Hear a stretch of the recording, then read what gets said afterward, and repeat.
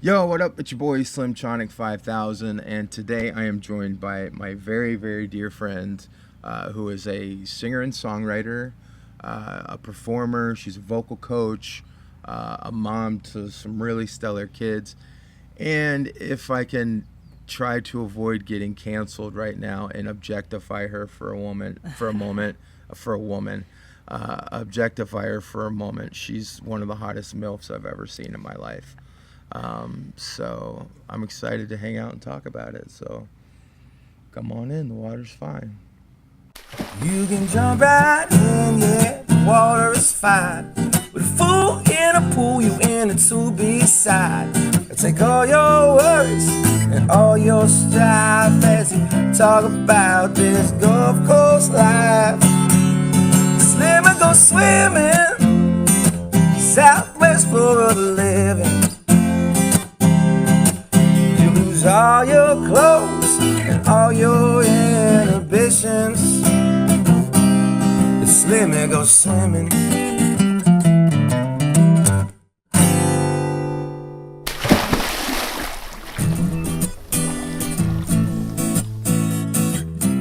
As always, this episode features a look at the weather, bad impressions, a conversation with someone special and unique, and of course, we'll see if Slim can get them to grab their chin without them realizing, and more. I'm your announcer, Gabby Ray, and it's time for another episode from everyone's lovable, creepy, bearded jamoke. It's Slimmy Goes Swimming with Sarah Hadeka. Ladies and gentlemen, my dear friend, Sarah Hadeka. Hello. Thank How you. are you? I'm amazing. Thank you for joining me in the pool today. I love Thank your you. spectacles. Oh my gosh, and your thanks. glasses. It kind of reminds me of, you remember the Home Shopping Network guitar player Esteban? No. Do you remember that? Do you know No. what I'm talking about? Did you watch that a lot? Yeah, because we grew up really, really poor, and we only had one channel, and it was the Home Shopping Network. But there was this Hispanic dude named Esteban, and I actually don't even think he was Hispanic. I think he was Italian, to be honest with you. But he always wore all black, and he had these black shades on, and he was selling these just god-awful cheap guitars. And Was he good? he was okay, Yeah. but I met him at Guitar Center in Fort Myers. Really? Oh, that's the guy, yeah. Oh God. How have I never seen this? I asked him why he wore the glasses, and he took them off, and he was all coked out. And I was like, oh. Are you saying that's what's going on right now? No, but it is when people see me on stage, they're like, why do you wear sunglasses when it's so dark? And I'm like, I've don't know. definitely I been don't to know. some of your gigs where you do we have known of each other for a while. that. We have. And then a couple years ago, I put on a songwriter retreat in Blue Ridge Mountain, Georgia. I forget the city that we were in. Do you remember the city? It was in the Blue Ridge Listen, Mountains. all I know is I got on a van. I With sat complete in the van strangers. for a long time, and then we arrived at this cabin. I don't know where we were. I never actually went on my phone at all during the whole time we were in the cabin. But I could have actually looked to see where we were on my map, but I'm like, eh. Or at least The drop magic- a pin to somebody Right, in case you get except be kidnapped like- up there. You should know I'm here just in case you never hear from me again. we met up. It was you, Carling Witt, Jory Lyle, Keith Klug, of course me, JJ Greer, Julie Savannah. Who am I missing? Warren Fulp. Yep. Warren. Now, he came as a personal chef for us, and I said part of your payment is you can sit in on the sessions. And Brilliant. bro, he cooked so good. It was He such had good that food. entire kitchen island just full of food. Oh, it was amazing. Full. Yeah, all day, every day, there was food everywhere. It was amazing. So good. He did also put dish soap in the dishwasher Oh God, I forgot about that. and overflowed the kitchen with bubbles. So that did happen. But that was the first time we actually got to meet, was in that parking lot, and I just fell in love with you so instantly. Do you remember that morning I missed the bus? Do you remember that? Yeah, and what's crazy is you missed it by like 30 seconds. Yeah.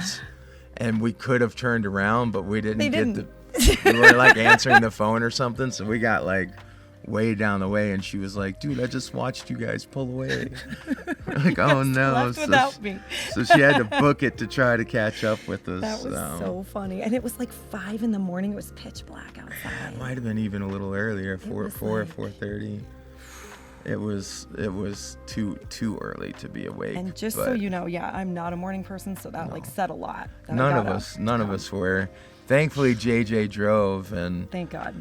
nobody slept because at our first gas station stop, Julie was like, oh, I'm gonna get a tall boy. So then we're like, well, it, I'm gonna get a tall boy. And then we all just started drinking on the drive to Georgia. And of course, Except for JJ. JJ didn't drink, but I don't know if I should be saying this on camera, but you know, normally when people bring weed with them, it's in like a joint, you know, or maybe they carry a bowl with them. Fair. Warren brought a whole bong in his backpack, and that's what we're smoking in the rental van, was a bong. We're 5 minutes into this interview, and now Right, we're we've talking somehow about stupid segued stuff. So you're a singer, Yes. you're a performer, a musician. What's that like? It's wonderful.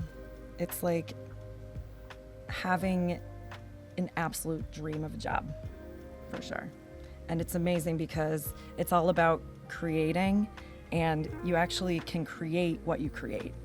Does that make sense? Yeah. Like I can like mold my career for my life, like completely into what I'm making, what my craft is. So, What I love part it. of that is the dream for you? Oh God, I guess the fact that I don't actually have to like get up and go to work every day, Yeah. you know?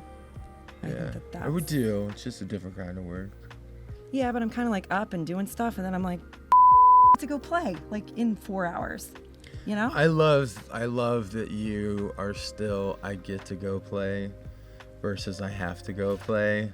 Yeah, Because we were just talking off I mean, camera. I have to. And I have so much going on between Slimmy Go Swimming and the Greta stuff. If you follow me, you know what that's going on with that. I'm And excited about that. but then my calendar is for August is, well, this airs after August, I guess. Oh no, I think it's like August 14th or something. yeah, you're in the second week of Something like August, that. something like that. But Early my on. August calendar, I got 30 gigs and shows in 31 days, and I'm like, this is just too much. But you know, I mean, that's burnout. That is burnout. That will lead you to burnout status real fast. But like the thing, like a lot of young kids don't realize, like there's levels to professional musician.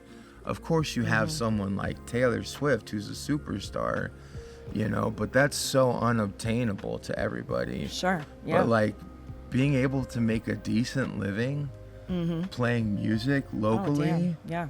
like I don't know bankers that make as much money as I do. Yeah. Yeah. Like I don't know We can kill accountants it. and bookkeepers Yeah. and stuff that make as much money as I do. Exactly. Not that I make a whole lot of money. Don't get me wrong. I mean, I do. I got more money than Carter's got liver pills, but that's not true. I'm super broke. Well, it's because you're spending your money to make money. So, That's what like you have it like I will- invested in your stuff. Laura and I both, like, neither of us spend money on ourselves. I will spend money on tools. Right. If it makes me money, Yeah. I'll spend money all day It's long on it. If it doesn't make me best money, way to do we're it. like, no, we can't. Right. Like, I want this book by Russell Brand. It's My like bookie book. it's like a overcoming addiction book. Yeah. And it's been on my Amazon wish list for like 3 years, and it's like a $15 book, but I won't buy it Because you're just too cheap to do because it. I'm Yeah. like, you know, I'm not gonna read it, and You have to say it's for like work somehow. For your career. it really it is. I gotta be sober these days. I'm in the middle of a 90-day sobriety challenge, and today is day 30. Oh, is it raining right now?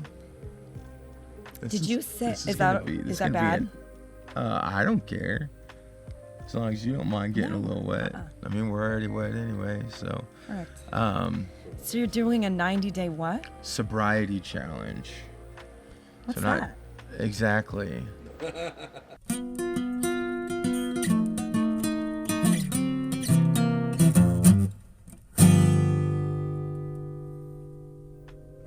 So what age did you start playing music? Oh man. Okay, so I've honestly been singing ever since I could make a sound. So there's that. But I started playing piano just by my grandmother teaching me at age 4, basically. So it was very loose, nothing super serious. I actually rebelled against learning the piano throughout my entire childhood. My mother completely bribed me to do it. Okay. With when I was a kid, it was called, there was a surprise box and I would put my hand in and I would pull out a Hot Wheels car or something after each lesson. That's so fun. So I literally hated it. But I did end up getting more into other instruments. So I started playing French horn when I was 15-ish, 14, 15. So I actually that's what I focused on once I got to that point. How long did you play French horn? I mean, started when I was 14. You still play? Sometimes. This is not marketed to children at all. This program is for adults. I But hope if you kids don't watch this. if you do happen to be a young kid, I think Sarah can vouch for me. French horn is one of the highest paid instruments in the symphony and orchestras, because nobody plays it. Right. And it's rare. and the people that are good, so pick up French horn and you can make a lot of money with it. There you go. Yep. So I actually went to college for it. For French horn? For French horn No performance. kidding. Yeah. Where did you go to college? I went to Ohio State, so it was very. I didn't pay attention to Is jack that shit. the one that's but the Ohio State? the Ohio State University? Yes. Okay. It was. I ended up changing to finance though, so my What? junior What year were I you changed. What were you trying to do? Your junior year, you changed I it? did. It was really stupid. It was really stupid to change that late. But I was I'm not going to make any money. I thought that I wouldn't make any money Yeah. at the time. So I figured that it'd be better to have a business degree than Yeah. a music degree. I respect that. So, I'm a high school dropout. are you? I am. Do you have your GED? No. So. Oh, I can't wait to hear this story. When I was 17, school was over in May. We're graduating in May.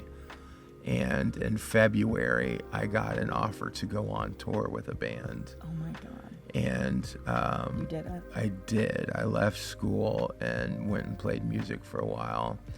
And I came back in September, and my parents let me know they were moving to Central Florida. We were from Florida. This is up in the Carolinas, up in South Carolina.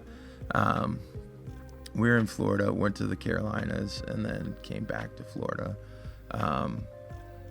But when it was September, and they're like, hey, we're going to move down to Central Florida. And I'm like, all right, well, I know I owe money to the school because I never brought back my textbooks or anything. I just left. I never came back. Didn't even tell them I wasn't coming back. I just never went back to school. Damn. And so I was like, I know I owe them money, and with my luck, that's gonna catch up with me somehow. So I was like, all right, I'm gonna go pay my fines off, and it was a few $100, or a couple $100, which That's was not bad. Back Back this then. is 2001. Back It was then. a lot of money, especially just coming off of tour because. That's know, what you made on the tour. That's so. why. That's why kids think you can't make money, because at first you got to pay your dues, and no, you don't make a lot of money at first. Although I look at you know Adriana McDonald or Adriana. I knew of her, but we did the Island Hopper Songwriter Festival together, and our first session was the two of us, and it was her first time doing a round ever. Yeah. And she's just this, she's cute young little She's girl. so cute and talented. Yeah, she's like 12 years So old. She's not really. I think she's like 18 or 19. Actually, she may be even younger than that. Yeah, she might be like 17. I can't remember. But Young she's cat, but very she's young.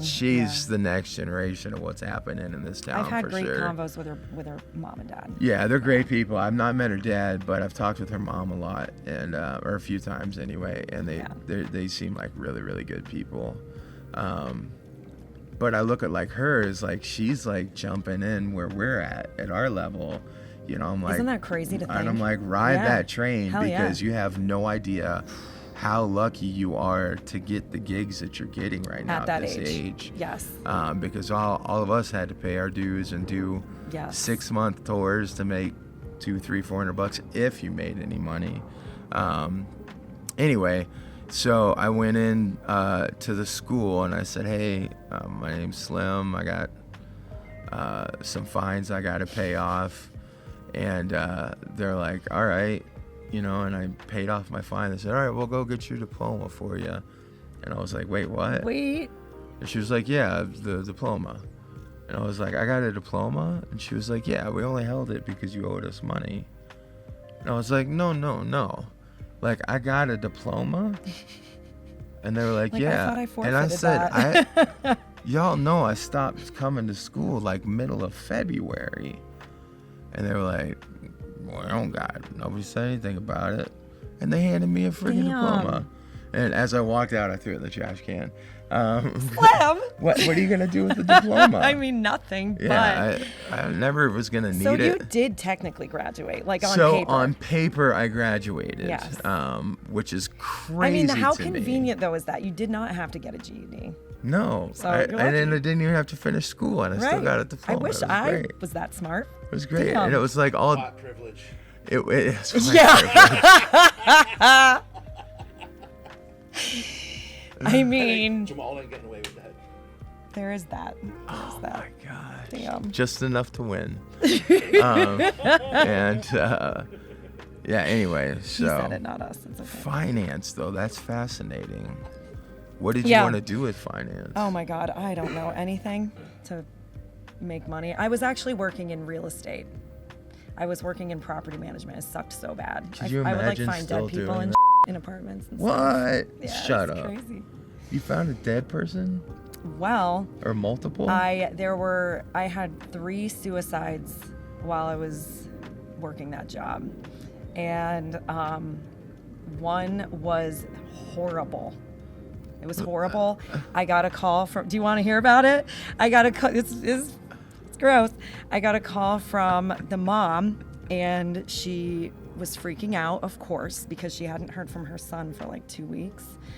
And she was like, the police are going to be calling you to, you know, gain entry to his apartment unless, you know, you don't mind them just kicking in the door, because like there's a very strange foul odor outside of his place. No.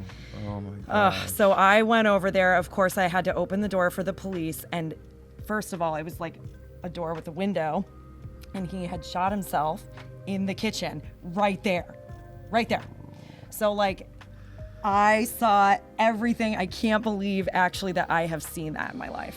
I can't believe it. Oh. And the smell, like I can never again unsmell that smell. Yeah. Like, and you know what's horrible? This is what's really bad, is that the neighbor downstairs called me like maybe like 4 days prior and said that there was like a sewer smell coming from the basement. No, it was the dead body upstairs, but they told me it was a sewer smell from the basement. So I sent a plumber to snake out the drain in the basement. Oh, no. And of course that didn't solve the problem. Oh, jeez. But like I didn't go over there and smell it. Ugh. Oh. So, yeah. So the poor people living there smelled Man, it for I like feel like days we upon need days. a joke or something. I know. So that was bring like this one back up. thing that happened. Yeah. No, but that was what I did. That was my job. I mean, that wasn't an everyday occurrence, but it was horrible. But you know, I would like deal with people who like wouldn't pay their rent and do eviction notices and, you know, showings to like creeps. That sucks. Now now you're in like a that. pool with a creep. For perfect. I volunteered it. Anyway, so I did that. I didn't do the tour thing like you. I just like worked my normal job, and then I started singing karaoke, and then I realized that I could sing. I didn't start going out solo until 2019. I've always been in bands and always been a backup singer. So that's fairly recent for you. And Sheena Brooke, who is on a later episode of this.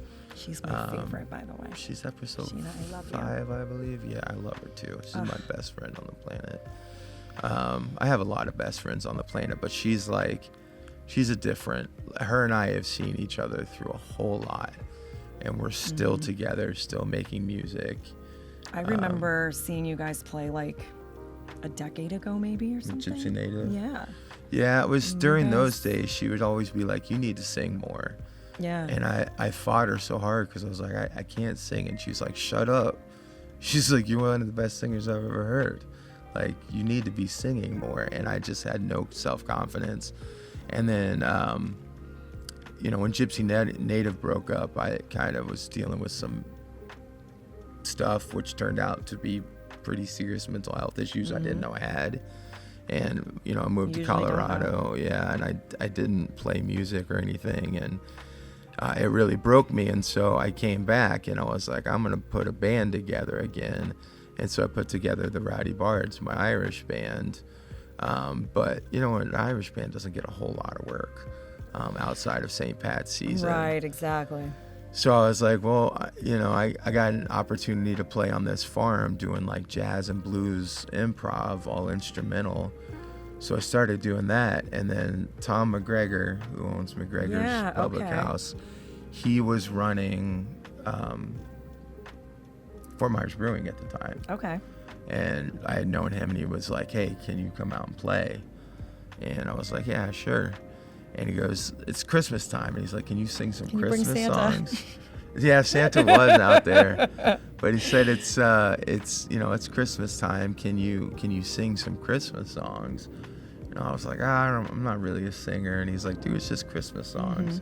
It's only Christmas. And so I rewrote a few rearranged them so that they were kind of my vibe. Yeah. And everyone went ballistic over it. And I got huge tips. And I was like, well, maybe I can make more tips if I sing more. So then I started learning more songs and singing more. And then I developed my sound. And, whereas before I was always known as a guitar player, like people know me like as a singer now. Yeah. It's very weird. So you just kind of fell into through the karaoke? Well, yeah. I mean, that's what we did. Like we would go out as college kids.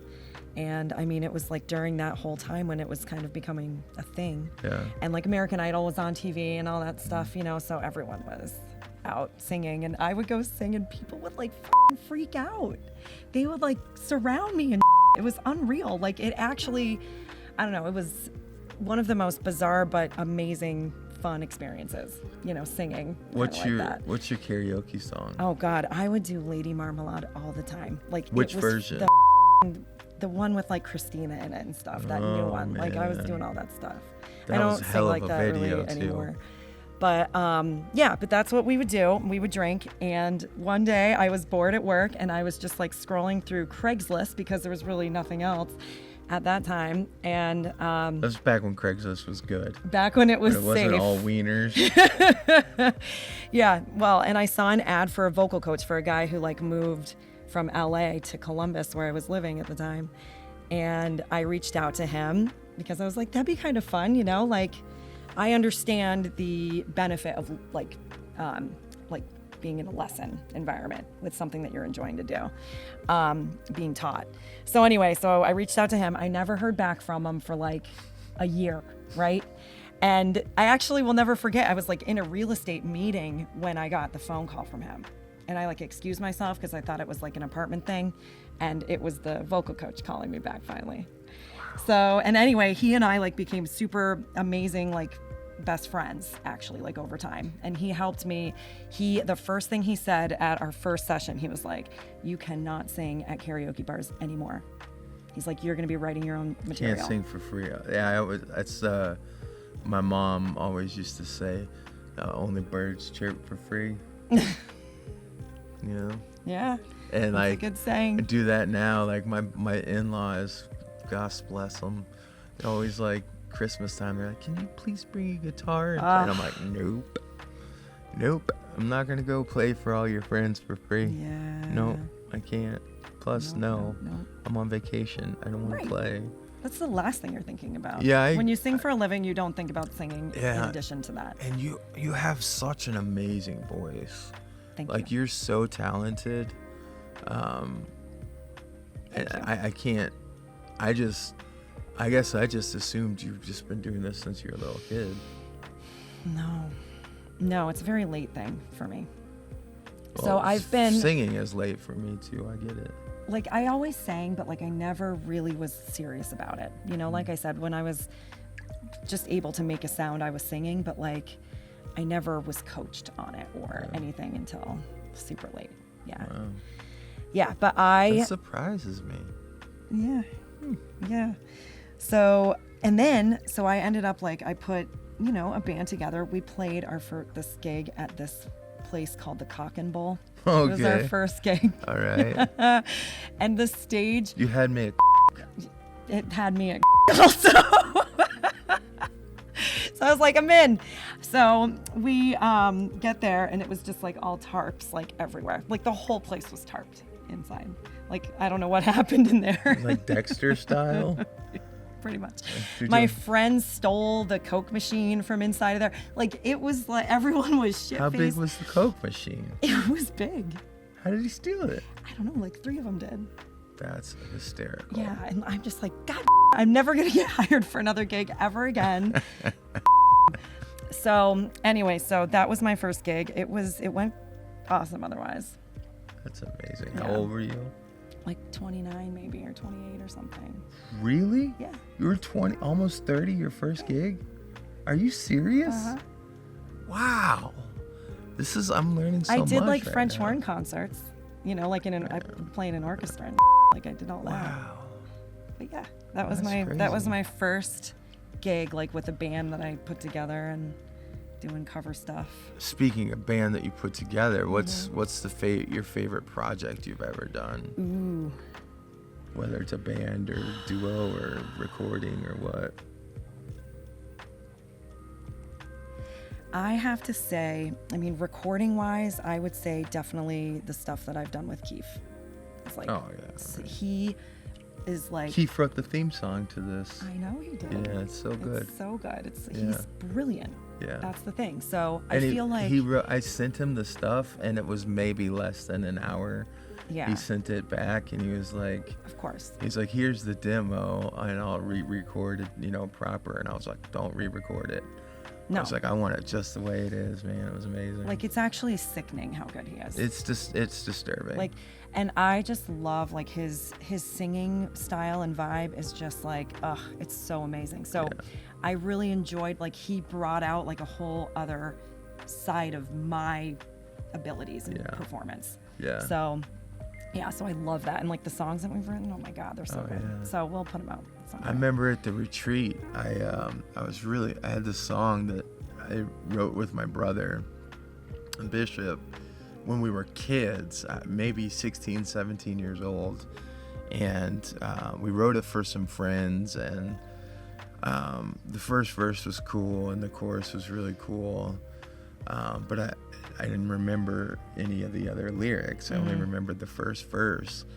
And I was like, I'm going to bring this song back with like some new lyrics that are older and more mature. But I just got stuck forever. And while we were on that retreat in Georgia, I played it for Keith. And I was like, I just don't even know what to do with the second verse. And he was like, you should do this. And I was like, oh my God. I know. And the last 2 verses came out like that. And I was like, man, he's such an inspiration. Like, if he doesn't make you want to be a better songwriter, you didn't hang out with him long enough. You know what I Right. mean? Yeah, absolutely. Absolutely.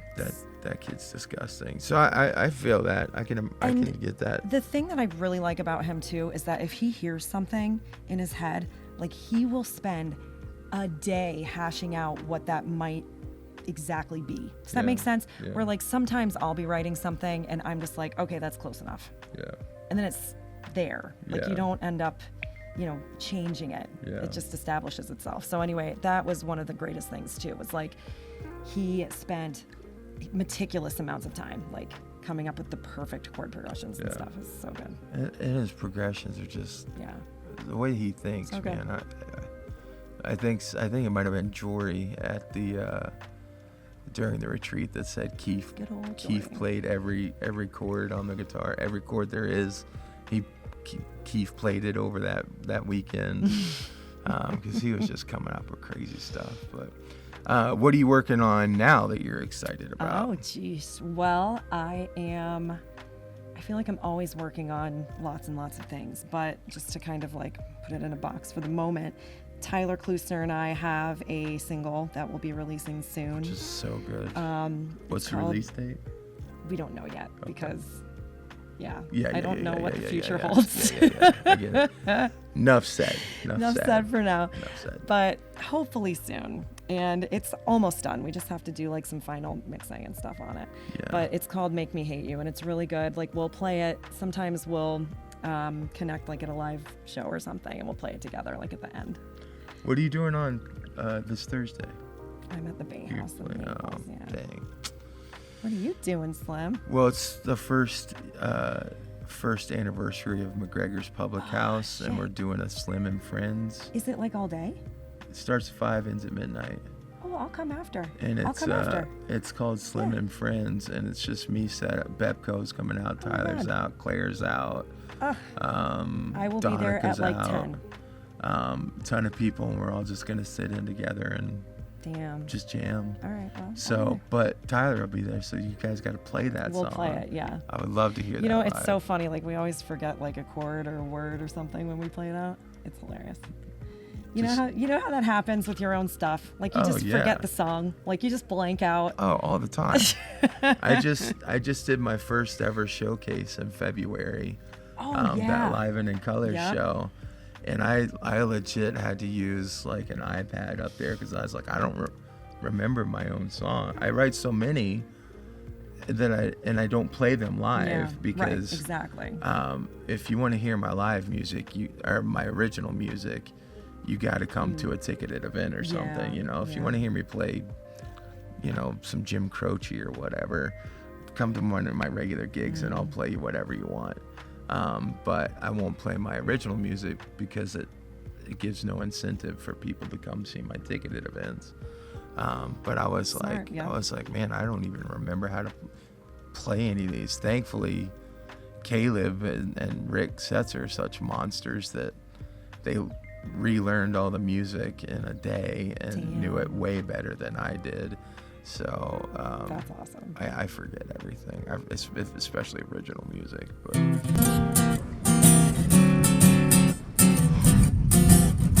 we're so cute. We are cute. We're adorbs. Your mom. My mom. My mom. No, not you are a Oh. mom. But I'm hey, like, I actually just got really scared saying hi to my mom and thinking that she would watch this. Like, Mom, don't watch this. why not? Oh, God. You don't want her to watch this? I said the F word. You can't. You've never said in front of your mom? Like, barely. When I'm really mad, I might say it. Really? Oh my gosh. But otherwise, like, if I hear my mom swear, I like die inside a little bit. I don't know what it is. Like, we That's both so are like funny. super proper. That's so funny. Yeah, I say the most vile, disgusting shit around my mother. I will not bring you around my mom. I'm gonna edit this next part out, but I explained at great length to my mother what a is sexually. Oh God, what is that? You don't know? You've never heard of It's bad. Do you know what a is? Well, I think that it has something to do with poop. Yeah, it's when you Okay, yeah. And then like, then the is when you in between and then that's why this is getting edited out for sure.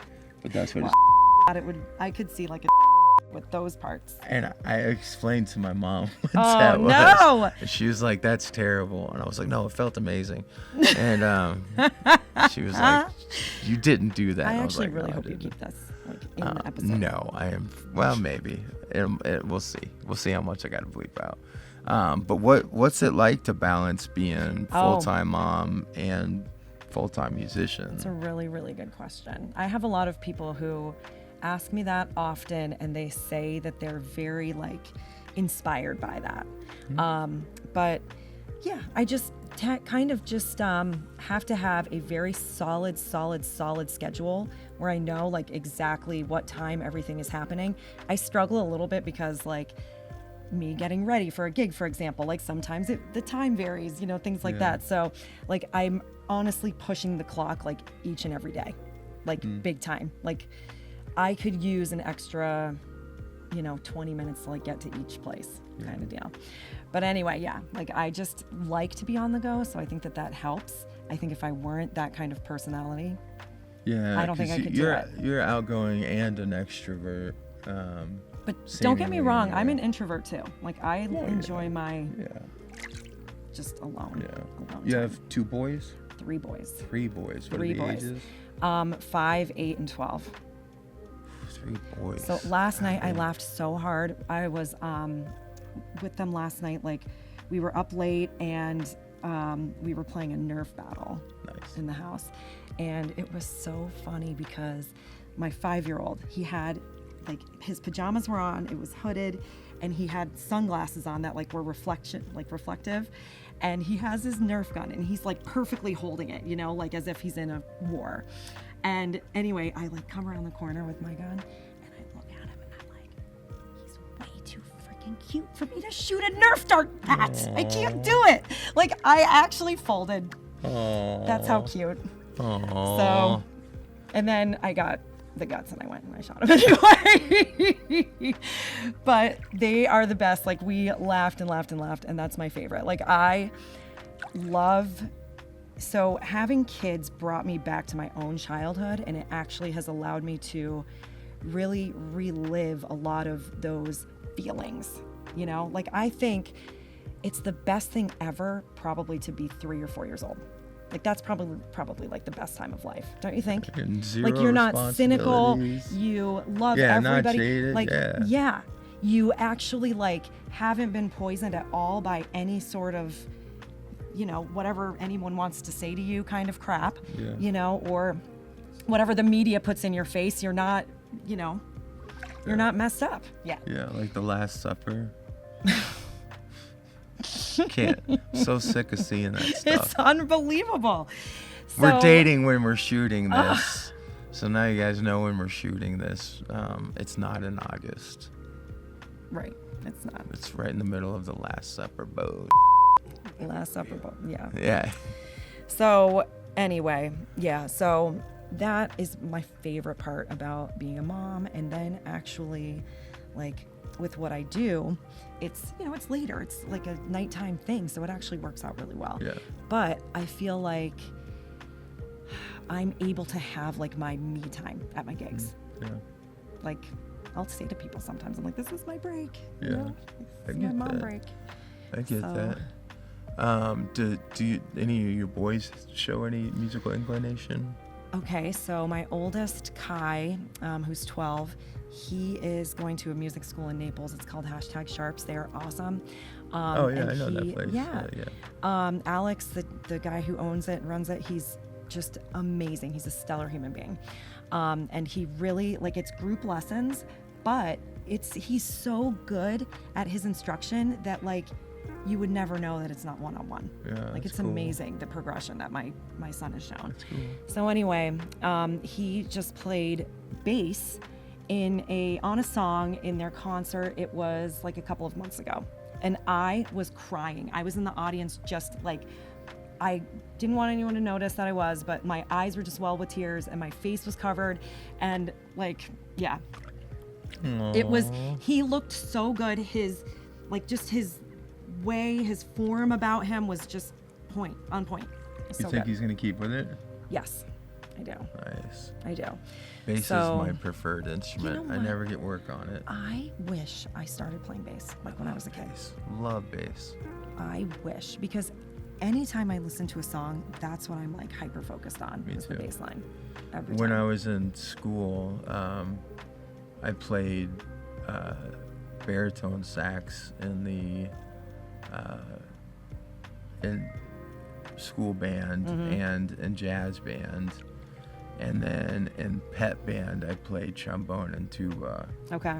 because I just love the low end. Yeah, like you there's do. just something about it, like it holds the groove, man. Yeah. But I always got work on guitar because I don't know why. I am not a very good guitar player. I think I'm a much better bass player, but I always get stuck playing the friggin' guitar. So You're an amazing guitar player. You are like just amazing all around. I'm always just talk about hyper focus. hush.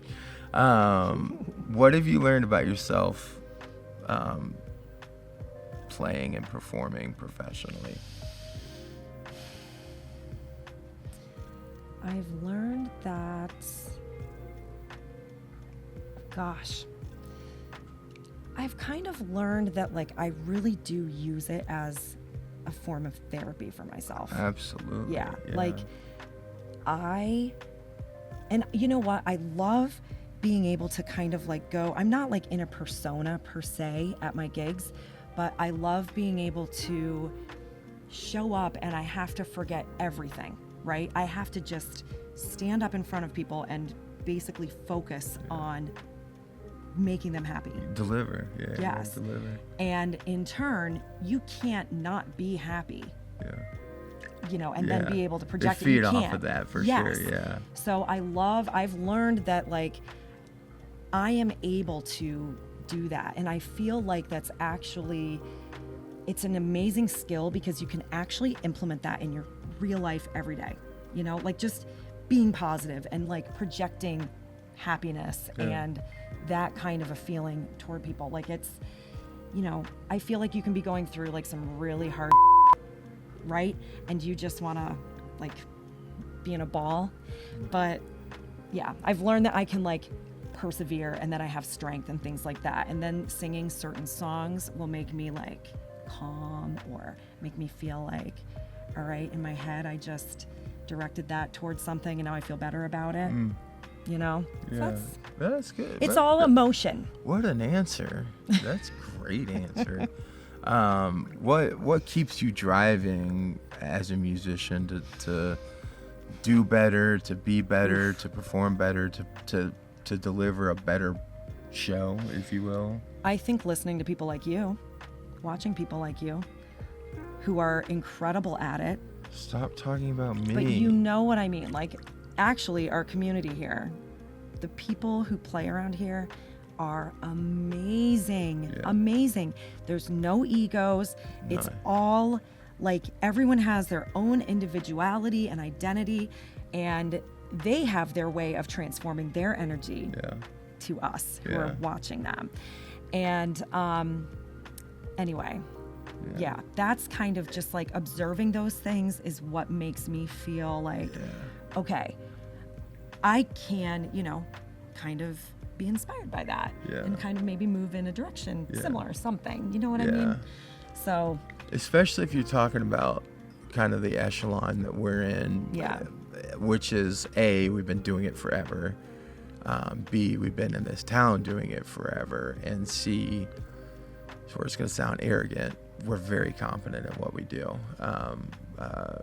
you have But to be.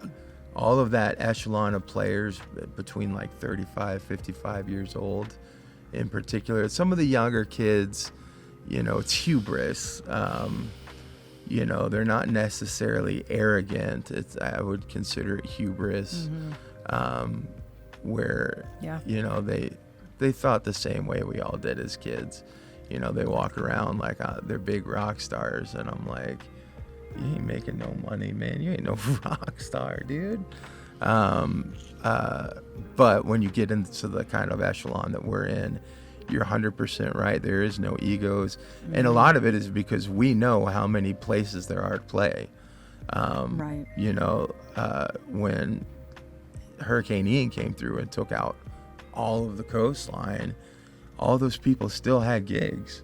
You know what I mean? They're still fine, and nobody's toes got stepped on, and you know, that makes it so you can be without ego. But really, also too, that same echelon people, we all record together. We do. We all write together. Like there's out so much talent in this town, and I'm so grateful to be a part of it, and grateful that you're a part of it. Thank you. So. I'm absolutely grateful to be a part of it too. I mean, I was in the scene up in Columbus a bit, not for a long time, because I moved down here like maybe a couple of years after I started playing out up there, but that was completely different. It was really like you felt like you were fighting to like get to a certain point, to like get a gig at a certain club. Yeah. Like it felt very, very combative and just a bit threatening.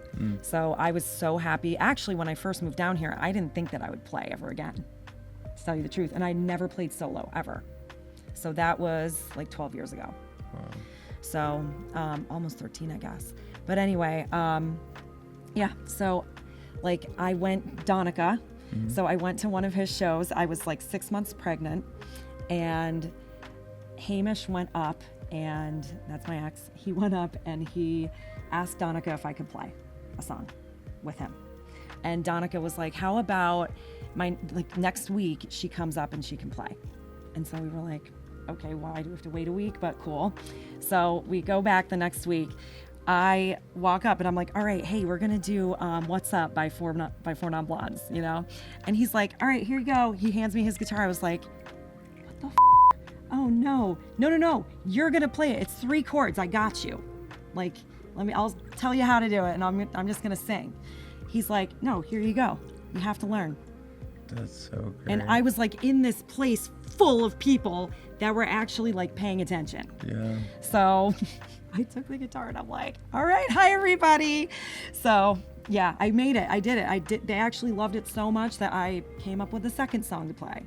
So yeah, so that was my first solo gig, and it was down here, and it was amazing because, you know, somebody like Donica, he like took me under his wing. Yeah. And let me do my thing. He had never heard me. I could have sucked. Yeah. Right? Been horrible. But he let me, and I got a call for a gig the next day. That's amazing. So How great is Donica? He's the best. Shout out Donica Hi, O'Donnell. Donica, we love you. He does, outside of being a just freak of nature guitar player, I miss you, Donica. unbelievable songwriter. I mean, he's a songwriter too, but he plays everything in all these like weird chords and He plays a 12-string primarily. It's 12-string with weird tunings in it, and God, he is so good. But he's a phenomenal luthier and guitar repair guy. He does all my repairs. Not just all my repairs, man. Let me tell you how good this guy was. Hurricane Ian came through, man. Yeah. Well, that dude, I'd let him read me a bedtime story any day. He's got that thick Irish accent. Yes. And Donica Tierney O'Donnell, you know what I mean? Straight off the boat, this man. But after Hurricane Ian, I lost pretty much all my guitars to the flood when our house flooded, and he was able to salvage 3 of my favorite guitars. Oh, God. It took like 2 years because they were bad, but he salvaged them, and I'm actually playing one right now. Dang. And That's awesome. and then he didn't even charge me. I was like, dude, stop that. And he's Oh like, my man, God, what a guy. which again, it's a testament to the Right. echelon of musicians in town. But That's he actually gave me the acoustic guitar that I play. oh He no, gave it to me. kidding. It's a Blue Ridge acoustic guitar. Oh, that's Isn't that funny? fun. That's like, ironically. great. That's great. But yeah, and he just was like, he's like, I really know that you'll enjoy playing this. You can have it. That's awesome. So, What a great and dude. I use it every day. We love you, Donica. We love you. So now here's a segment we call Brad Jokes.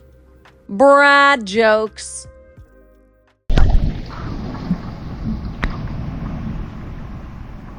Give a man a fish, and he will eat for a day.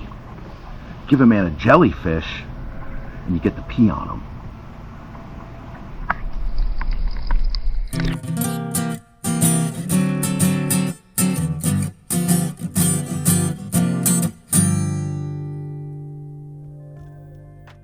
So let's talk about writing a bit, because our first time spent together was at a writing retreat and writing music.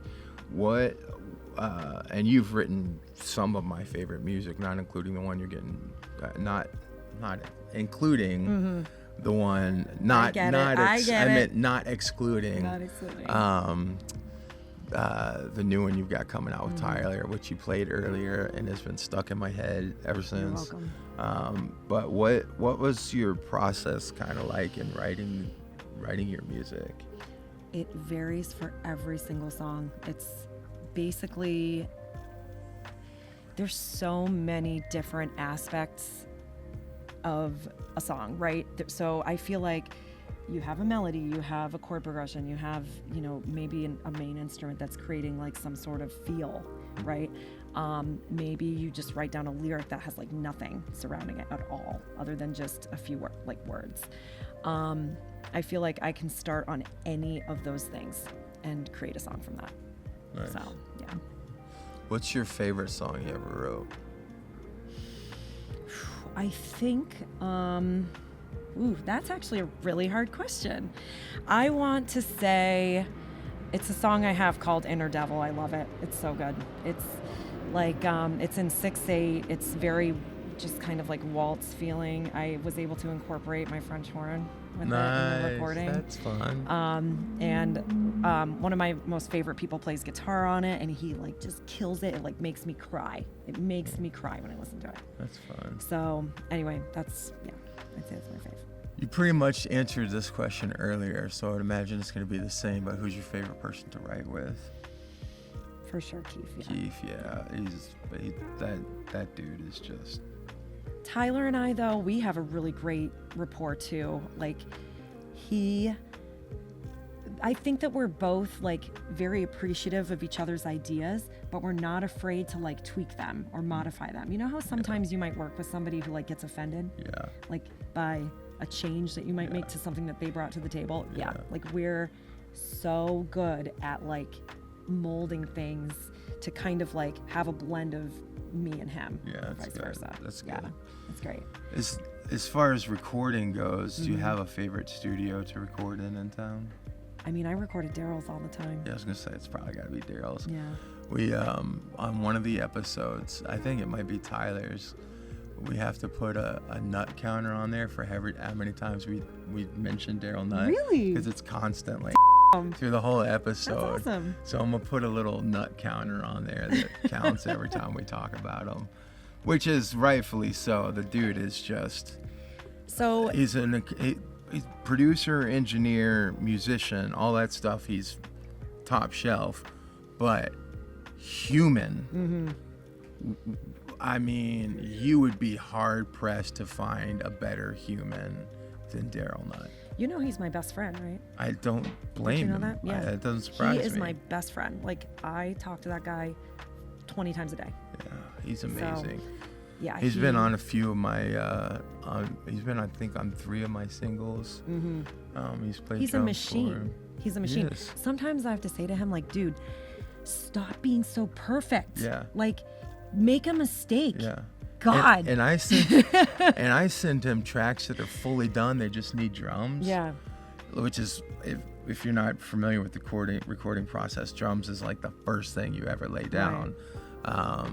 And we'll lay down entire songs, and then I'm like, here, you figure this out. And then everything he comes back with, I'm like, oh my God, how did you get that out of there, man? He's amazing. So this is the next question I probably already know as well. Who's your favorite producer to work with in town? I would say Daryl, but also Ray Nesbitt. Oh, Ray, yeah. Yeah. Talk about another freak of nature. Yeah. Ray, his ears are unlike any other person, musician, producer, whatever you want to say, that I've come across. Like, he hears things differently, which, like, how, you know? But his mixes, his, like, even just the way he will EQ something, it's like, holy shit, what you did is magical. Yeah. Like, that's what he makes me think all the time. So, Ray's amazing. He's a freak, man. I love that guy. What's your favorite venue to play in town? Space 39 for sure. I love that place. A lot of people don't love that place. But Why? I don't know. I think it's a cool spot. loud. It's I don't know. Yeah, sometimes people are kind of like meh, like to play there. But I love that room because I walk in there, and because I've played there for so long, it literally feels like my living room. So I will say anything. I will crack any joke. I will make mistakes. Like, I'll pull out a song I've never, ever, ever, ever touched in my entire life. I'll make up a brand new song. Like, I just feel like myself in that room. That's cool. Is there a venue locally or otherwise that you've always wanted to play that you haven't yet? I mean, I'd love to play at that amphitheater, like the Calusa amphitheater up there, like off the river in Fort Myers, right? Is that what it's called? Calusa? Yeah, the Calusa. Calusa Sound or something? Calusa Sound, yeah. I would love to play there. Yeah. I was actually just thinking about that yesterday. Yeah. I've not played that stage either, but it is a cool spot. I'd have to like really come up with like a show for that. You know, that's what I was thinking. Like it would have to be, I don't know. Put one together. Yeah, right. I'm down. I love doing that. You know, I've done those hurricane events and stuff. Like that actually is my dream ultimately would be a Christmas show with Santa stuff. Life. Yeah.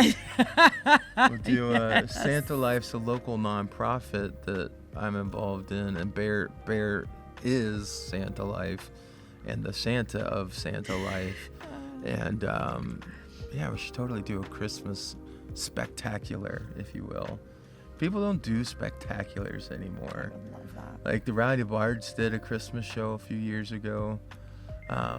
With Sheena and Chris Babko opening up. Oh yeah, I remember that. Yeah, and I was like, I've always wanted to do a Christmas special. Yes. And so we did, and everybody so you dressed started off up. your gigs with Christmas songs, remember? So Yeah, that's why yeah. you're like, it's a thing for you. It is.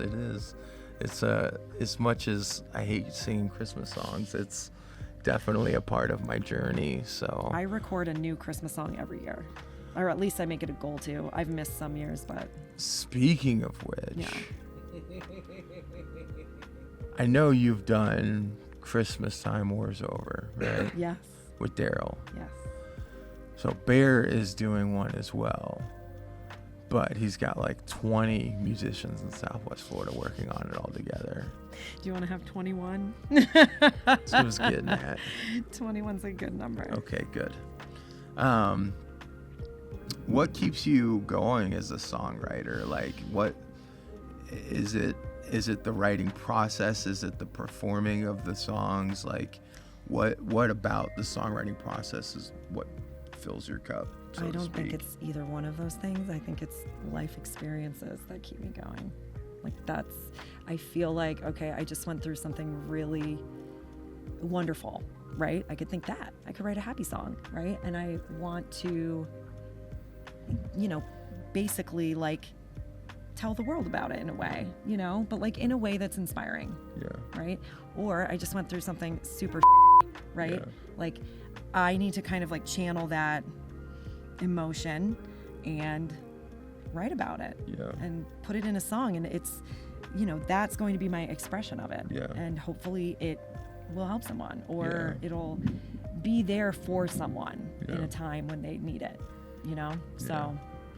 I think for me, I'm not good with words. I have you to, are so good with no. words.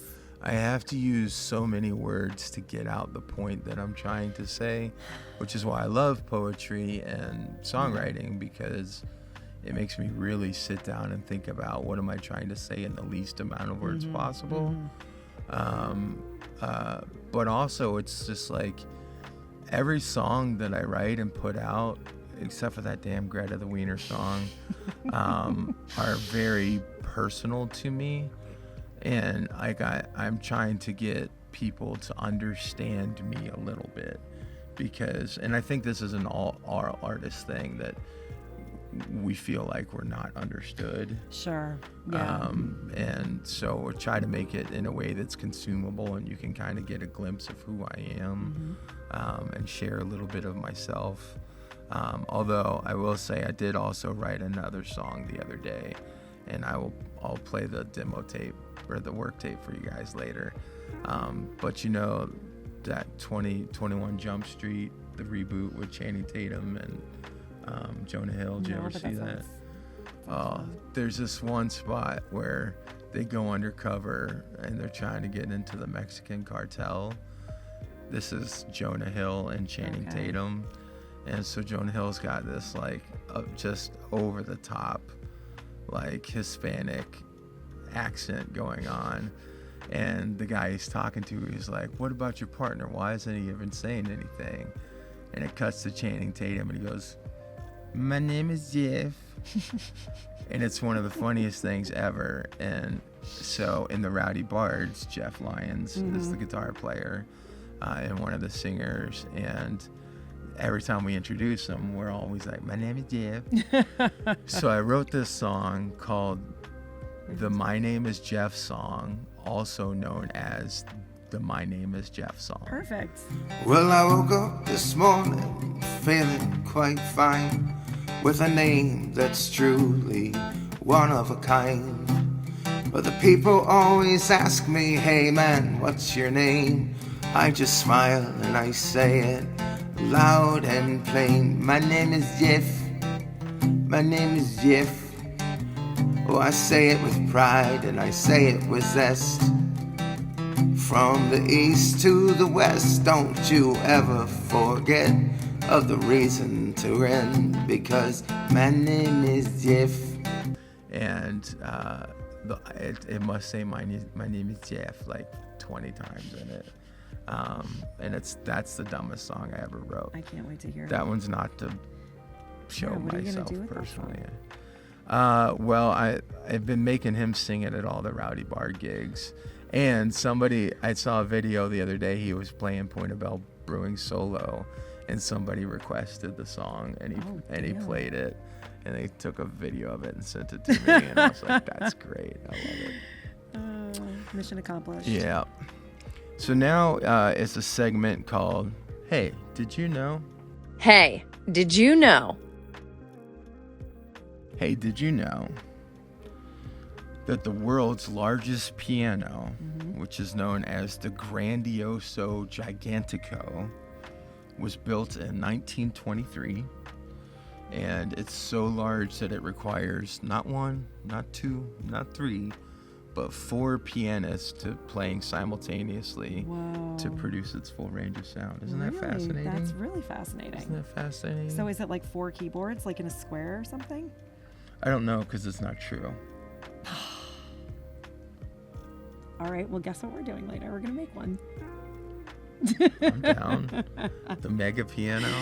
Because that was actually like exciting to hear about. It needs to exist. So far, every person I've given a fake fact to totally believes it, except Brian Balance was like, "Yeah, that sounds sketchy," for the thing I told him. But ChatGPT wrote that, so.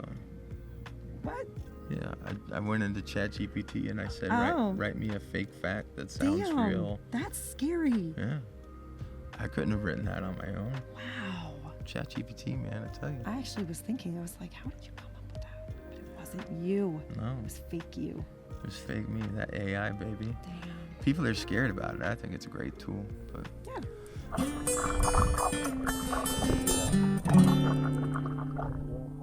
let's talk about Southwest Florida. The Southwest Florida Rundown. Where in Southwest Florida do you live? I live in Estero. Oh, that's right. You I moved live to like Estero. 10 minutes from you. Yeah. Yeah, that's so great. It's great. Estero, that's a neat little village. I remember when it didn't even It exist. didn't exist. It was just Fort Yeah. Myers or whatever. Yeah. Then I remember they it was all rallied. cows. there's still some cows. A little bit. Not like it Behind used Target. to be, man. 20-something years ago, man. I remember when Coconut Point was all cows. Yeah, I'm sure. That big Hertz building was all cows. Like, people don't realize, a lot of people, if you're not from Florida, you think that the number one export is citrus, but it's not. Our number one export is actually cattle. Oh, damn. And so Like they're, for beef. Yeah, beef. Yeah. So Because there's Vermont, where I'm from, is dairy. yeah, cattle everywhere, cows everywhere. What's your favorite place to eat in Southwest Florida? Ooh. Sushi Thai. What's your order there? Floridian roll. So good. Yeah, I respect But I that. love so many other things there too. But there's like 4 sushi ties now, right? Which is your favorite? The one in Naples Park is cool. The Bonita one is That's nice like too. the original one, Yeah. the Naples Park. I That one, actually there's a just did last charm night. about it. You know, it's so small and charming. Bonita is cool too. It used to be Big Al's. Oh, You know, shout out Big Al's. Don't exist no more. But Laura tells this story. I don't know if she's still there. Do you know Vanna? She's that really teeny tiny. at the Bonita At the one. Bonita one. She's like Maybe. 4 foot tall. And she was just fascinated with me. She always loved me. And every time I came in, you know, she would hug me, and you know, she was as tall as me when I was sitting down.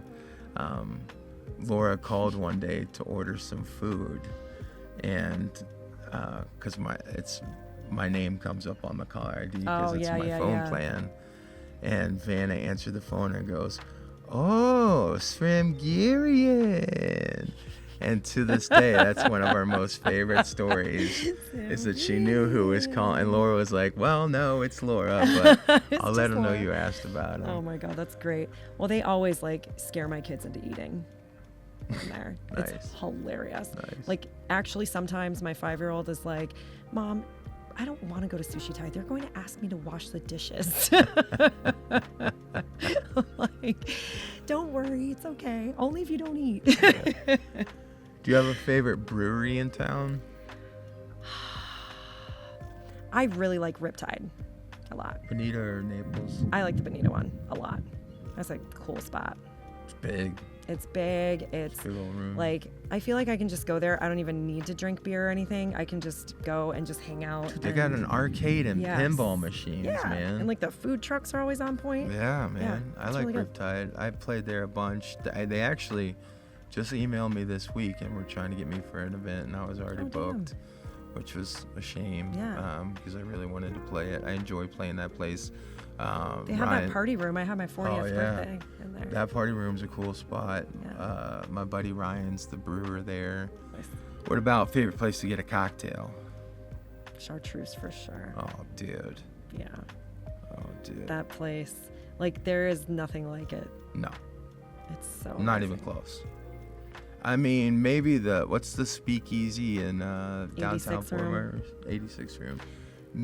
That comes kind of close, but it's a different vibe because it's like a speakeasy. I think that room is cooler up there in downtown Fort Myers. Like it's older. It's Yeah. got those really tall ceilings, brick everywhere. Like Chartreuse is kind of like in a weird building. Yeah. But they did a badass job in there though anyway. it's Like incredible.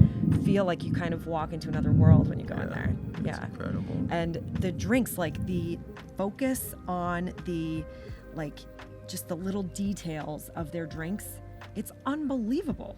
Yeah. Like I'll have them make me mocktails too, and like they're out of this world. Yeah. Mocktails. Yeah, even if you get an ice water, it's out of this Yeah. world, man. They do all kinds of crazy to it. I love that place. I respect that. That's probably my favorite place to go to for a cocktail too. Favorite place to listen to live music? God, that's hard because I feel like Because we don't do it. Right. We never go Right. listen to people on our There's days that, off. and like I feel like live music in a lot of places is like an afterthought Mm-hmm. also. But probably like Sydney and Bern maybe. Probably that. I think I've seen like some of the coolest shows around here there at Sydney and Bern. Yeah. I saw they were hosting an MMA fight not too long ago too. I Damn. was like so I shocked. would have totally gone to that. I was so shocked. I was like, wait, what?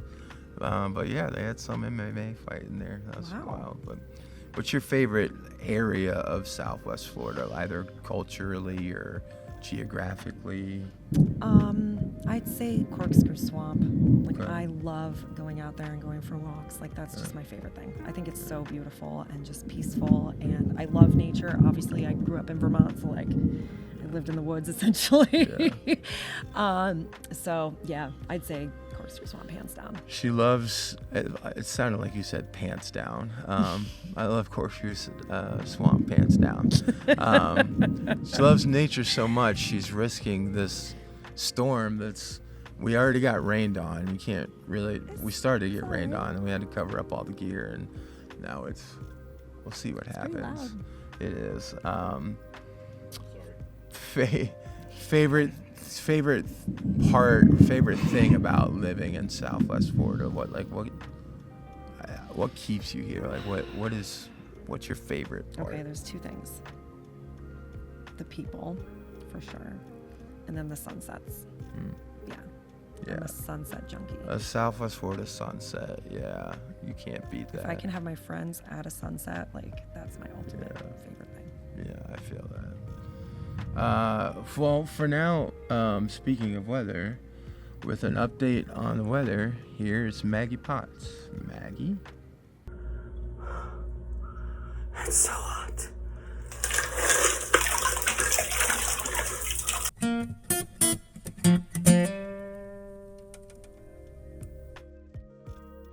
What do you think is your biggest success in life so far?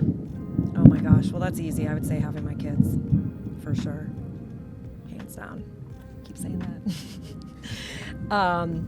Pants down. That's how you ended up with them in the first place. Exactly. Woo, better be careful. But definitely having my kids, for sure. But then I guess, are you asking more like all-encompassing, or are you asking like all-encompassing. career-wise? Okay. Yeah. Yeah. What would you say if it was career-wise?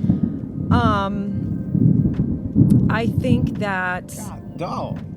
Hey, we're trying to film a thing here. Shut up. Look at that lightning. It's awesome. Damn. I didn't see the lightning. I'm gonna get struck out here. I'm not scared. Me either. We'll be all right. And if I die, Right. if there was one person that I could Wanna die die once, with? it would be you. Sorry, Laura. It's just you guys have no idea the crush I have on this woman. I'm so flattered. I So- love this. But career-wise, I would say probably two things. Like, my first EP release was like gigantic for me. It was amazing. And then I would say, other than that, I was able to perform with like some childhood idols that I had. And that, I would say, was probably like one of the highlights Who of my was career. that? Can you say it? So I got to sing backups with Mark McGrath at a show. Well, that's It was pretty fun. amazing. It was super amazing. And like a bunch of other people. Like, I was singing with the ex-drummer from Guns N' Roses. What the hell? Matt Sorum is his name. So yeah, just like stuff like that. It was at like an all-star show, and I was like the backup singer. Nice. So I got to sing with everybody. That's fun. It was so badass. That's fun. Yeah. The flip side is what do you think is your biggest perceived failure so far? In life? Damn. See, this is gonna be heavy. Let's go. Let's go I would deep. say my divorce is my biggest failure. But I have to like somehow, I'm going through it like right now, so, and I'm not gonna talk about it, but Yeah. I have to like take that failure and like completely turn it around. Like, that's what I'm working on like right now in my life. So- no, I know the details are sensitive, so we can't talk about it, but Plus, you don't want me crying on here. no, I don't. Why do you think it's a failure? It's a good question. It's just something that I never wanted to have happen. That's all. So that's what I think is what has to change in that frame of thought, right? Like, Yeah. I think that that's a fact with a lot of things that we think are failures. You Yeah. have to reframe. Yeah. So I think that that's Yeah, it's hard. I think that there are certain things where there are different degrees of how to reframe, right? And this one, I feel like, okay, I can reframe it for a day, and then the next day, it's like I'm thinking differently. Yeah. You know? It I mean, some great stuff came out of it, and Yeah. you know, I think it sets you up for what's next. So It does. I It don't- gives a lot of opportunity for sure. I can understand why you would perceive it as a failure, but just know from the outside looking in, it doesn't seem like a failure to me. Thank you. So See, and that is like, it has a lot of peace, what you're saying. Yeah. You know, so thank I you. think it's something that happened, and it's not a unique situation. Yeah. You know what I mean? That's a lot of people have dealt with that. So I'm a product of a broken home myself. My mom was married a couple times. So the last one stuck. Shout out, Dad. When my dad died, I took his ashes and I had marbles made out of them for all my family members.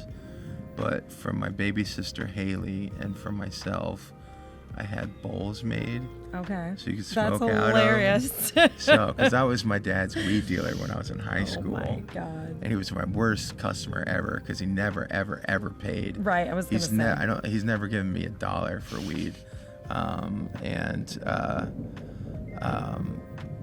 So I technically had 3 bowls made, one for my baby sister and one for me, so that when we had sessions, we could still sesh with my dad. Yeah. And then the third one is in case my nephew, who's like 8 or 9, if he grows up to be a weed head, I want to give him, a grandpa bowl too. So, what That's have you pretty good. learned most about yourself, specifically being an artist and musician?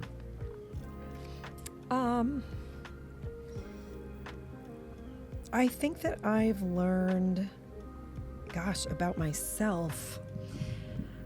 I think it's just my kind of like how I like to express myself, I would say. I've learned that, like when you're starting to gig, you kind of are going through a crash course of like what works for you and what doesn't, and what you think works for other people and what doesn't. And I think that for me, like I've been able to kind of like figure out, like I could go to a gig and like think about my failures in life, right? And like be a disaster in front of everybody. Yeah. And I think instead, like I figured out like kind of how to like channel that energy and have it like be beneficial to me. Does that make sense? Yeah. So I think that I've really just kind of like learned how to be in front of people, essentially is all it is, and be eloquent enough to relay me, kind of like what you were saying almost too. It's so funny when I talk to people now who are like, I wish I could do what you do, and I'm like, you can, but then they almost all of them, they all say the same thing. I can't imagine getting in front of people. Right. And I'm like, well, none of us can at first. Like, it's weird, to It's be in the weird, spotlight. And you're gonna have some days where you don't like it. Yeah. Like you're just uncomfortable. Yeah. On a random day. Yeah. But that's another thing that I've learned is like how to get myself out of that funk. Yeah. Like I can pretty much, it's funny, like my middle kid, like we went to a theme park over the summer and it had like crazy roller coasters, right? And like I was the only one big enough to basically go on the roller coasters, and I wasn't going to like make my mom do it, who's in her 60s, like Right. Jesus, they were like crazy. Anyway, so I was able to like, first of all, I'm like, no way, I'm not going on this like this is terrifying. But instead I was able to kind of like get over that, almost like walking out on a stage, right? And being like, all right, I'm just gonna do it, just gonna totally not think about it. Yeah. So I did it. I went on those roller coasters and it was amazing. Yeah. It was so fun. Yeah, But and that's what, like, I wish I could explain to people too when they're like, I can't get on stage in front of people, blah, blah, Yeah. blah. And I'm like, I promise you, the first time you're playing a song and that crowd sings along with you, Oh, yeah. and you get done and they give you applause, you're going to be Yeah. chasing that high Exactly. for the rest of your life. The crowd singing with you, that is the ultimate goal. Yeah. That's There's the a best. song that I wrote with J.J. Greer for the Rowdy Bards. It's Love called that guy. Siren Song. And I was giving him some voice lessons. I know. I hope that continues. He's about to get his first gigs, his first Shit, solo okay, gigs. I'll reach out to him because I was out of town. I don't even know if he knows I'm He's back. doing instrumentals. Okay. Thankfully, it's like blues improv, but it's his first solo awesome. gig that I'm like, yes, go do the thing. Okay, sorry. But we wrote this song, and the chorus it goes la la la la la la la la la la la. That's it. There's no words to the chorus. It's just a melody. And when we were writing it, he was like, "That's a cool part," and I said, "You just wait. Mm-hmm. You wait, because once the crowd hears that song a few times, Yeah. one of these days we're gonna play it, and they're gonna sing that part louder than we are, and that is gonna change your whole life." Everything. And that happened, and he looked over at me and he had a tear in his eye, and I was like, "Told you so." That's great. Mental fortitude. Yep. How much have you had to have? What has it taken to get to where you are today? Okay. I think that it takes a lot of mental fortitude, like a ton, and then it also takes like none.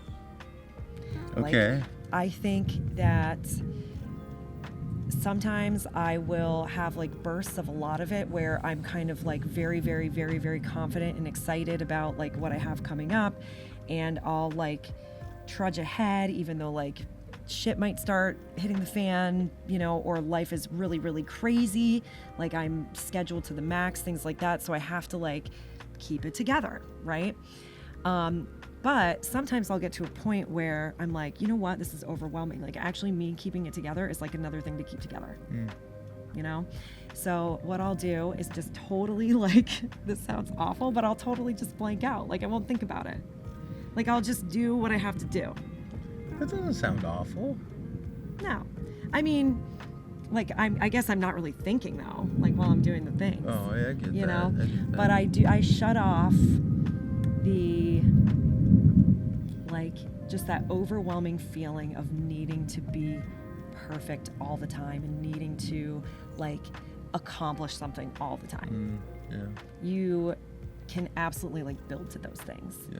So, and then, you know, then I'll start building it back up to how I was before, where I'm like keeping it all together, like lots of strength and all of that. Yeah.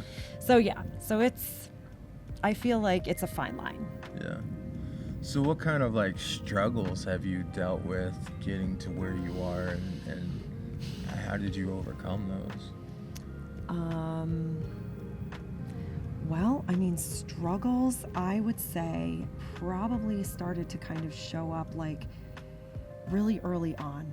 I think that like probably the most you struggle with along this musical ride that we take, it's relationships. Like that's what I found to be, like I love everybody, I really do, but other people don't have that same attitude. Yeah. Like you might work with someone who totally, for some reason, like turns into somebody who's like jealous of you, or like they I don't know, like don't have enough attention, like something. It's weird.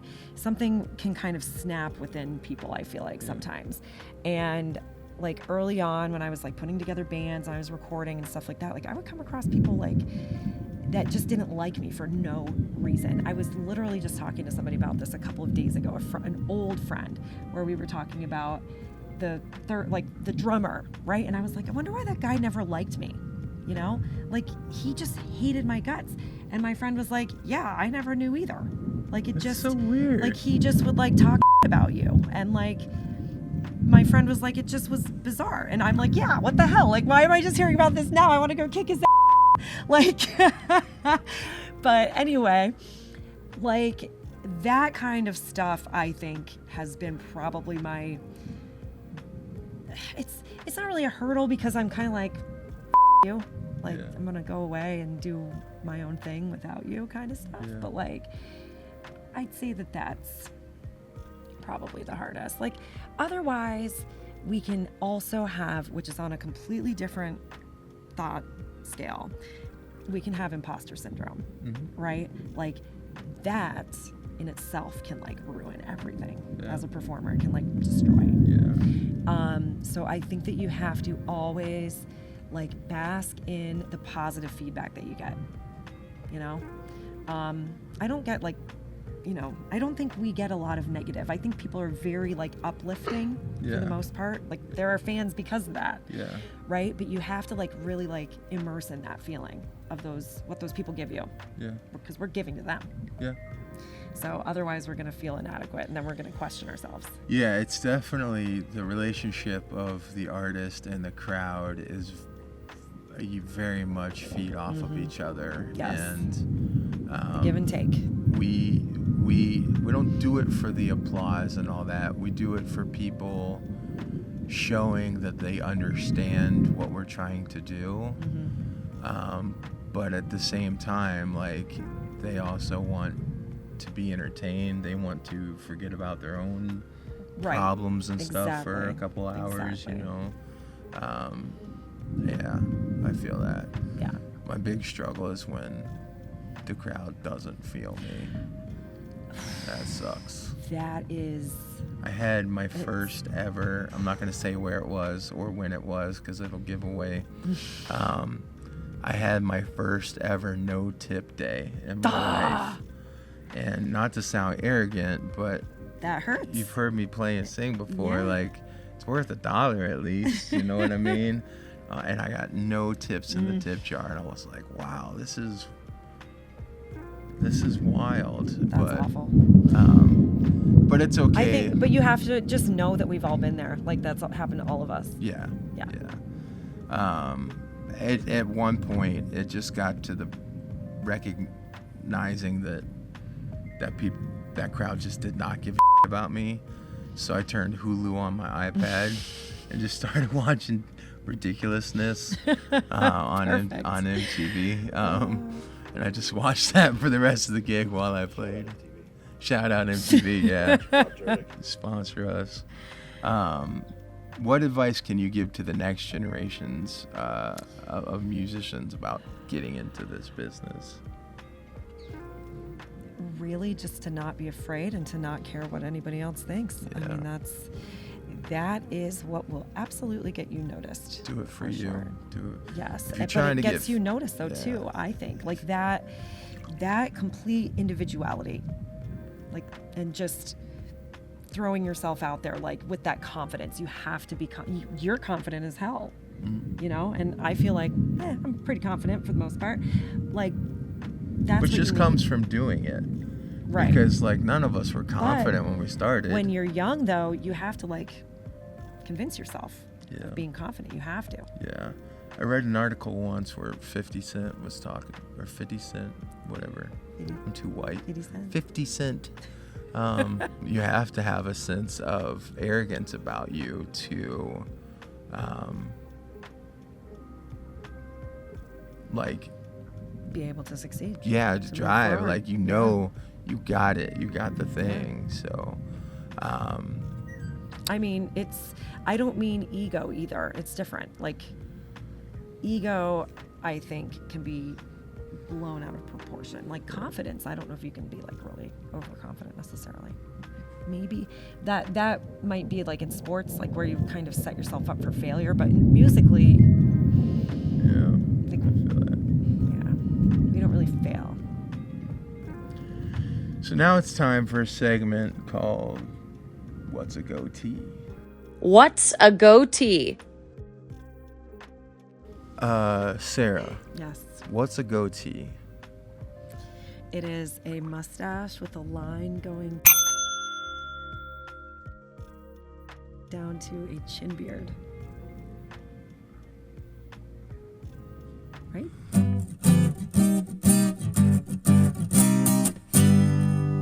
What do you want to know about me? Wish I thought about this, Slim. I could have thought about some amazing questions for you, but take your time. I didn't get them. What on earth? Okay. Let's see. What is your most absolute favorite thing to do? We all have a favorite thing to do. Yeah? No.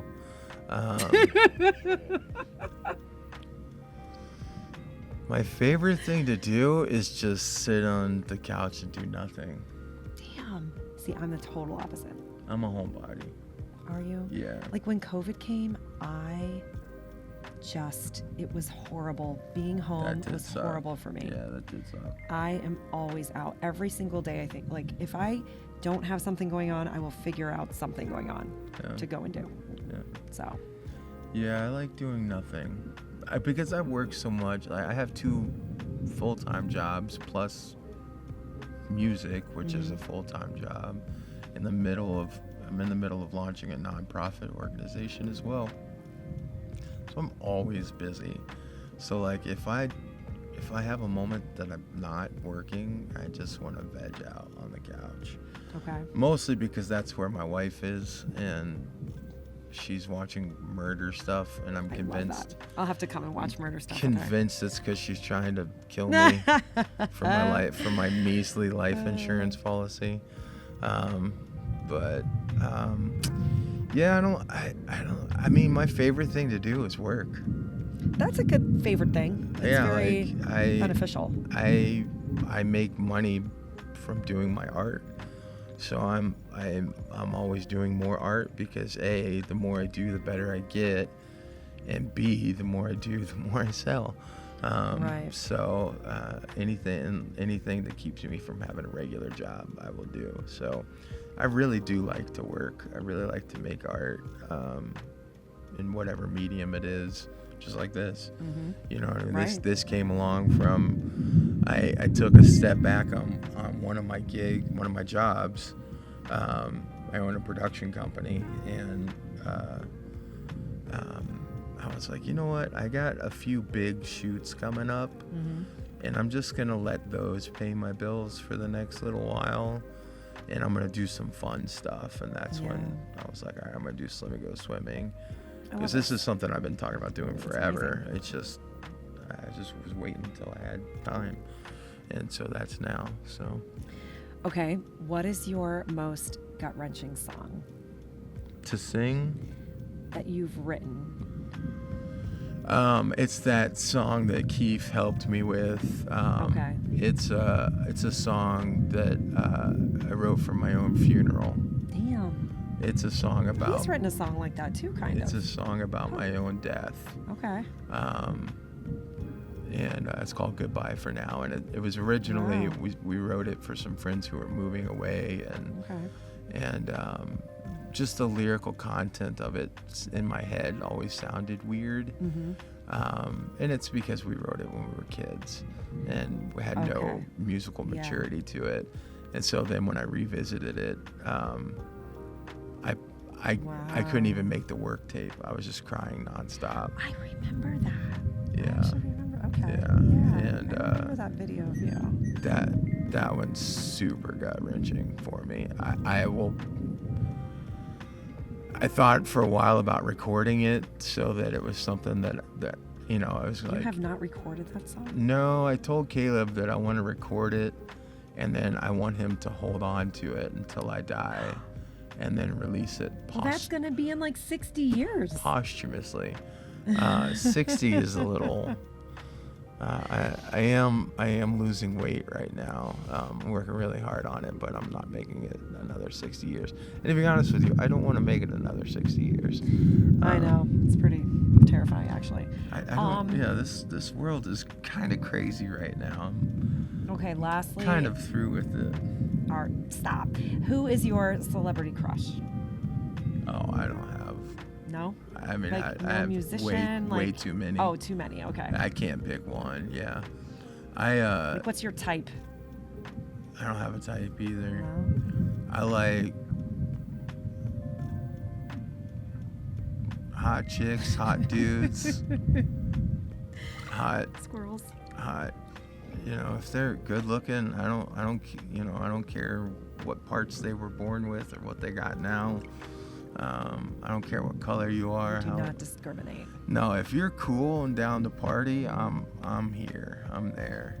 I don't have time for and don't have time for people who aren't here for the party. Because it's like the saying, I'm not here for a long time. I'm here for a good time. I love that. And that's me. So, anything else you want to know about? I think that was great. Cool. Thank you. So now it's time for a segment called Bad Impressions. Bad impressions.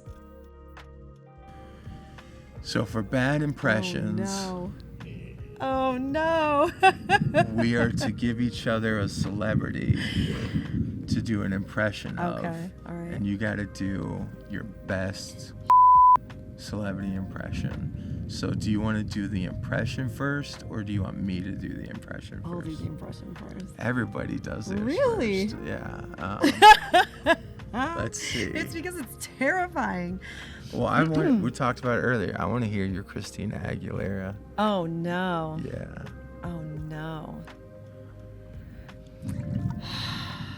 So, I'm trying to think. I don't know if I know how she speaks necessarily. You could sing. That's fine too. Ah, like stuff like that. Like all I can think of are just runs. Yeah. Like crap like that. I don't know. No, that was perfect. That was amazing. That was incredible. Yeah. Absolutely. All right. So, I mean, I think I would have to be way more mean and do like Mariah or something. That's easy. You just croak like a frog. You heard that lady talk lately? She's blown out her voice for something. I mean, something. Yeah. Hello, I'm Mariah Carey. I smoke 2 packs of Pall Mall every day. that's a pretty good impression. That's a really Give good me a impression. real one. Gosh, celebrity impression, huh? Help me out. I'm terrible. Okay, what did you come up with? What? Oh. Oh, no, I get it because everyone says that you. Oh, wait, how about Teddy Swims? No. How about that? No. He's in the same boat. I can't. Doesn't Teddy Swims just sound like a normal, like, here's my Teddy Swims. Yo, what up, everybody? I'm Teddy Swims. Right, exactly. You know, right? What is he gonna say? You're Slimmy. Right, Yeah, I'm like, Slimmy what are you Swims. What are you I'm supposed really to do? Teddy Swims right now. Okay. No, I just did my Teddy Swims. Don't give me another Oh, one. damn, I was gonna say Nicolas Cage. Ooh, Nicolas Cage. North Swole. What's a line? What's a Nicolas Cage line? You're asking too much now. Nicolas Cage line. Okay. Yeah, find a line. Find a line for Nicolas Cage. I love that Con Air movie. Yeah. No, It's got... Face Off. Is that the one? Oh, yeah, I think so. Or, yeah. Is that John Travolta Yeah, and Nick Cage? it's with Yeah, both right. of Switch them. faces. Yeah. That's a crazy movie, actually. I should watch that again. Every great story seems to begin with a snake. There you go. Every great story seems to begin with a snake. Is that what you said? That's one. No, that'll work. Every great story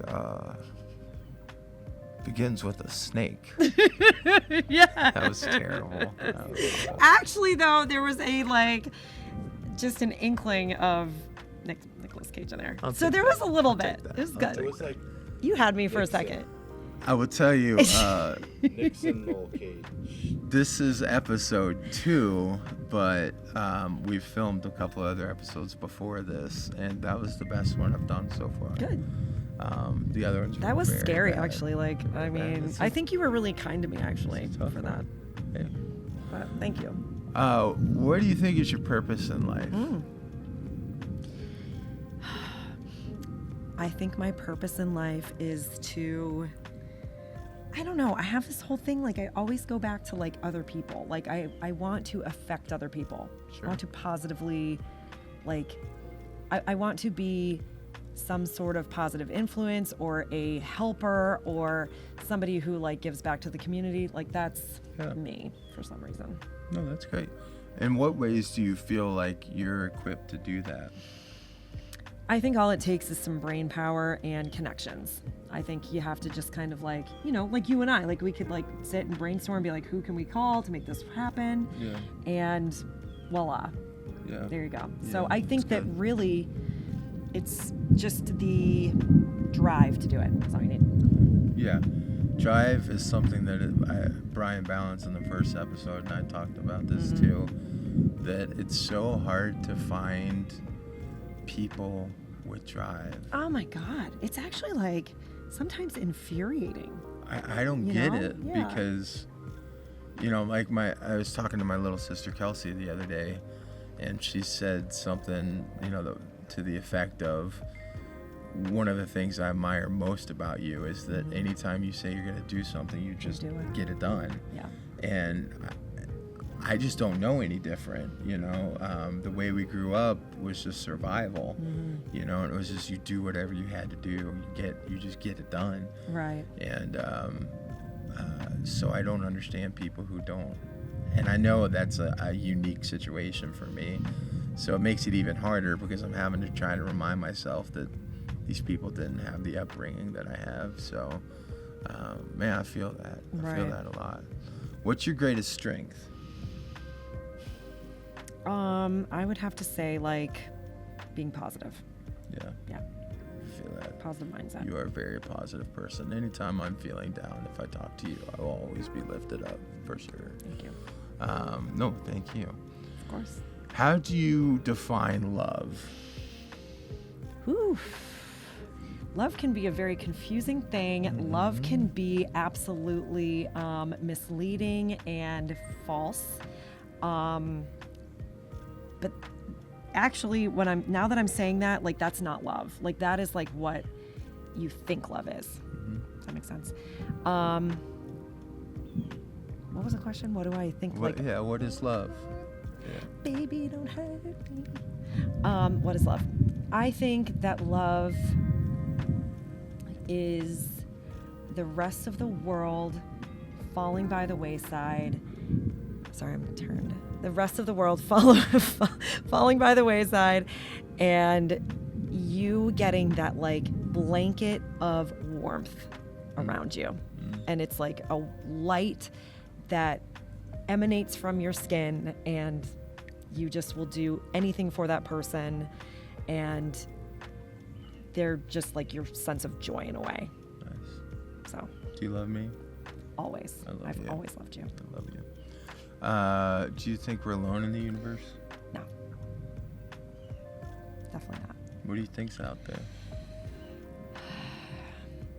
I think that there's many, many, many, many planets with many living organisms or even like intelligent beings on them.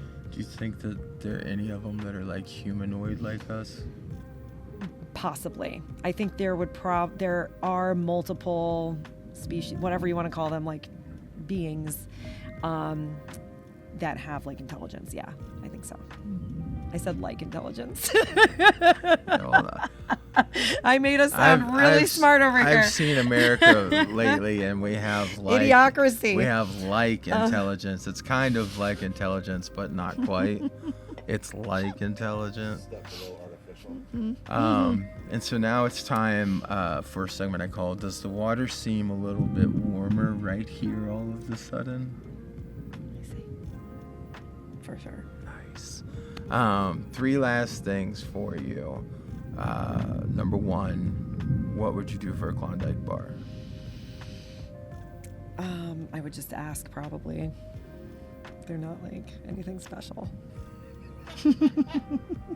Well, now's a bad time to say that this episode is sponsored by Klondike Bars. Shout out Klondike Bar. Shout out Klondike Bars. Can I have one?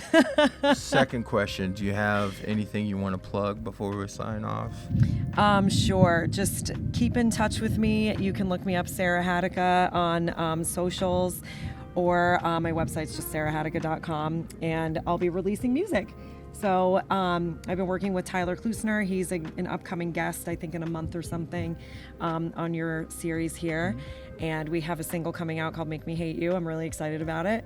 And I'm also working on finishing up some other projects, so like some more solo kind of stuff. So I'll be releasing that soon. And that single that she's talking about was really cool. We do a songwriter retreat the last 2 years. If we can pull it off this year, it'll be the 3rd year. But this last one, it's a start. You guys started in that songwriting session, and it went on to this full song, and it's a banger of a song. Yeah, we actually finished at the session, and we went straight to the studio and did a work day for it. Yes. Final question: do you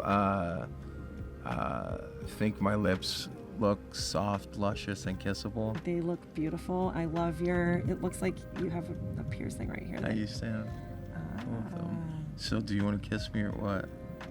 Get over here. Mwah. I love you. Yes. I knew that was going to happen. I even wrote that on there. Do my lips look soft and kissable? You did. Want to kiss them? That was an afterthought because it's in pen. You just did. Is the pen around here? Did you literally just write that? No, because he mentioned this to us last night. Yeah, I said last time we'd perfect. get her to kiss me on cam. Yes. Anyway, I love you so much, Sarah. love You you. are Thanks for an having me. amazing mother. You are an incredible songwriter. You are a fantastic singer. You are one of my very, very dearest friends, and I'm so, so grateful for that. And I appreciate you coming and swimming with me today. Thanks for having me. That's it for us. We're going to go make some waves and catch some rays, and we'll see y'all next time. You can jump right in, yeah, the water is fine. With a fool in a pool, you in a two-be side. Take all your worries and all your strife as you talk about this Gulf Coast life. Slimmy go swimming, Southwest Florida living. You lose all your clothes and all your inhibitions. Slimmy go swimming.